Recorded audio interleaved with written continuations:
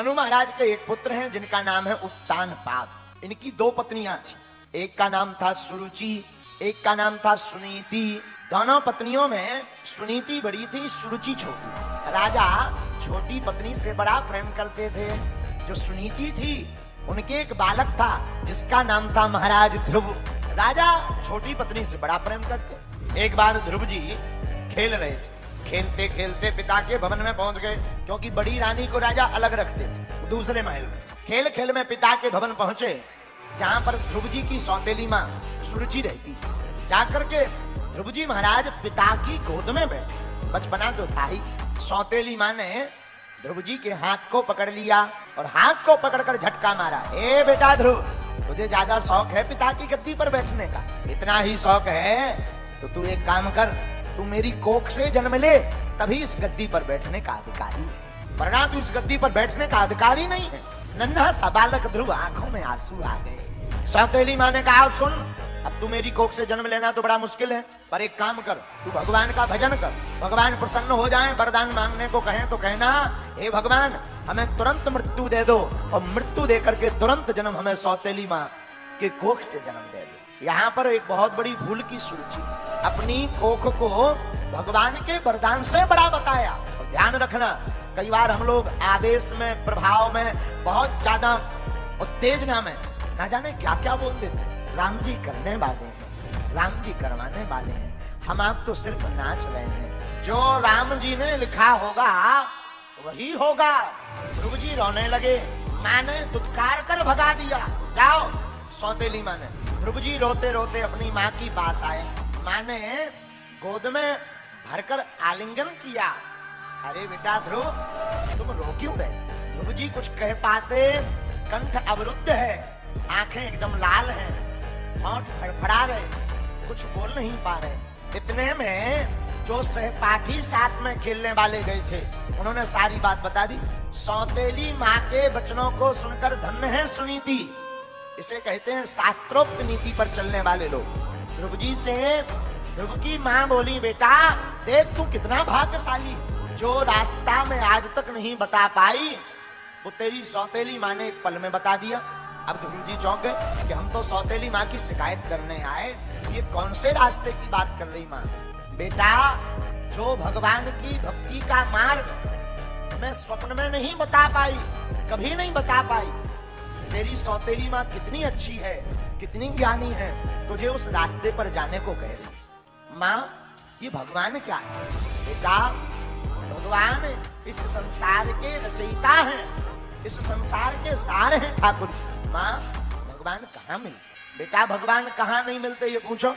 भगवान सब जगह है बेटा। माँ, ये भगवान मिलते कैसे हैं? बेटा, तपस्या करनी पड़ती। माँ, अब तुम हमें आज्ञा दो, हम भी तपस्या करेंगे। नन्हा सा बालक है। बहुत से लोग कहते महाराज, भगवान की कथा और भगवान की भक्ति तो बुढ़ापे का काम है। ठटरी के बरे, बुढ़ापे में हम राम कहेंगे तो आम सुनाई देगा, बुढ़ापे में कहेंगे माला ले लो, माला, माला की जगह भाला सुनाई देगा। और माला पकड़ भी लोगे तो जपी नहीं जाएगी, हाथ से छूट जाएगी, शरीर कांपने लगेगा।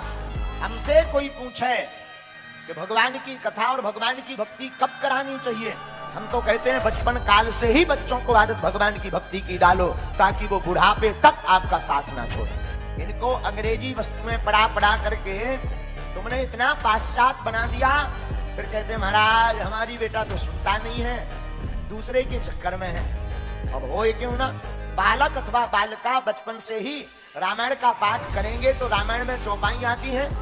प्रातः काल उठ के रघुनाथा, मातो पिता गुरु नावई माथा। इन चौपाइयों को जब बालक पढ़ेंगे तो माता पिता की सेवा करेंगे। नन्हा सा बालक ध्रुव भगवान की भक्ति का रंग चढ़ा और माँ को प्रणाम करके ध्रुव जी वन को चले। माँ, भगवान कहाँ है? बेटा, सब जगह हैं, पर अगर कोई वन में साधना करे एकांत में तो भगवान जल्दी प्रकट होते हैं। क्यों? मन भटकता नहीं है। ठीक है माँ।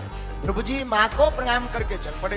रास्ते में चले ही थे कि राजा को पता लगा उत्तानपाद को, तो मंत्रियों को भेजा, जाओ रोको हमारे बालक को, ये बालक बनना जाने काबे, वरना अनर्थ हो जाएगा। और अगर वो जाने लगे तो कहना कि आधा राजपाट ले लो पर लौट आओ। मंत्री गए, ध्रुव जी आपके पिताजी ने कहा है कि आधा राजपाट आप ले लो, आधे राज्य के आप राजा बन जाओ, पर वापस लौट आओ। ध्रुव जी थे तो ज्ञानी, मन में विचार किया कि अभी तो भगवान को पाया भी नहीं है, बन गए भी नहीं, और आधा राजपाट मिल रहा है, जरूर इस मार्ग में बहुत अच्छा फायदा है। चल पड़े। मंत्रियों को खबर मिली, मंत्री लौटकर भागते भागते गए और कहा कि राजा ने कहा कि आप लौट आओ, और आपके पिताजी ने कहा है कि पूरा राजपाट ले लो, राजा बन जाओ, और वापस आ जाओ। लालच दिया। ध्रुव जी ने मन में विचार किया, अहो भाग्य, अभी तो हमने भगवान को पाया नहीं, पूरा राजपाट मिल रहा, लगता है इस रास्ते में बहुत फायदा है, अब लौटने वाले हम नहीं है। अब तो वन में पहुंच गए। वन में पहुंचे तो ध्रुव जी को गुरुदेव भगवान श्री नारद जी मिले। गुरु के बिना कितना भी बड़ा कोई ज्ञानी क्यों ना हो, पर गुरु के बिना परमात्मा का मिलना मुश्किल है। तो नारद जी मिल गए। बेटा कहाँ जा रहे हैं? गुरु जी भगवान का भजन करने जा रहे हैं। अरे बेटा लौट जाओ वापस, भयावह बन है, बीहड़ बन है, सांप बीछी काट लेंगे, मारे जाओगे, भयावह बड़े बड़े जानवर भयंकर रहते हैं, खा जाएंगे। तो ध्रुव जी बोले सरकार बुरा मत मानना, एक निवेदन करूं। हाँ बोले, जब वन में काटने वाले मारने वाले भयावह जीव हैं, तो बचाने वाले परमात्मा भी तो हैं, क्या केवल काटने मारने वाले भर हैं? तो बात बहुत ऊंची है। यहाँ पर गांव के कोई व्यक्ति कह दे कि वहां से मत निकलना, वहां पर प्रेत रहते हैं, अब धोखे से 2-4 साल बाद वहीं से निकलना पड़े तुम्हें, वो भी रात को, वो भी अकेला, फिर तो हनुमान जी याद, जय हनुमान ज्ञान गुण सागर भूत पिशाच निकट नहीं आवे। गांव के एक आदमी ने 4 साल पहले कहा था वहां से मत निकलना, प्रेत रहता है, और अकेले और रात को निकले तो जय हनुमान ज्ञान गुण सागर, और कहीं कुत्ता बिल्ली अगर बगल में खड़खड़ा, जय हनुमान ज्ञान गुण सागर भूत पिशाच निकट नहीं, धोखे से कपड़ा उलझ जाए, भूत पिशाच निकट नहीं आवे, पकड़ लो। महावीर जब नाम सुना, गांव के एक व्यक्ति ने कहा वहां प्रेत रहता है, तुमने सत्य मान लिया, हमारे शास्त्र पुराण हजारों सालों से कहते आ रहे कि भगवान सब जगह हैं, अगर वहां प्रेत है तो बचाने वाले परमात्मा भी है। नारद जी ने कहा वन मत जाओ। ध्रुव जी बोले क्यों? वहां बड़े बड़े जानवर रहते हैं, खा जाएंगे, मर जाओगे। तो ध्रुव जी बोले तो राम जी बचाने वाले भी तो हैं।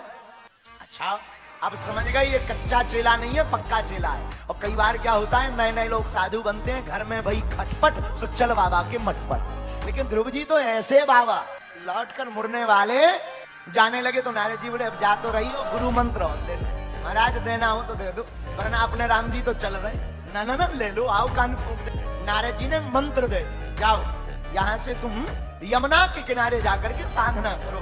ध्रुव जी ने अपने गुरुदेव को प्रणाम किया, प्रणाम करके यमुना के किनारे जाने लगे। तुरंत यमुना के किनारे पहुंच गए। और किसी को साधना सीखनी हो ना तो ध्रुव जी से सीखो। बहुत से लोग भागवत की कथा, राम कथा सुनकर के प्रण ले लेते हैं कि इस बार नवरात्रि हम करेंगे बिना भोजन किए, कुछ खाए बिना, चाय भर पी के रहेंगे। 2-3 दिन तो जय माई की, पता लगा चौथे दिन हॉस्पिटल में बोतल चढ़ गए। अब जरा ध्रुव जी की तपस्या देखना, ध्रुव जी कैसे धीरे धीरे तपस्या कर, इकट्ठी नहीं कि ली माला और बैठ गए ना, तपस्या सीखना है तो ध्रुव जी का चरित्र सुनो।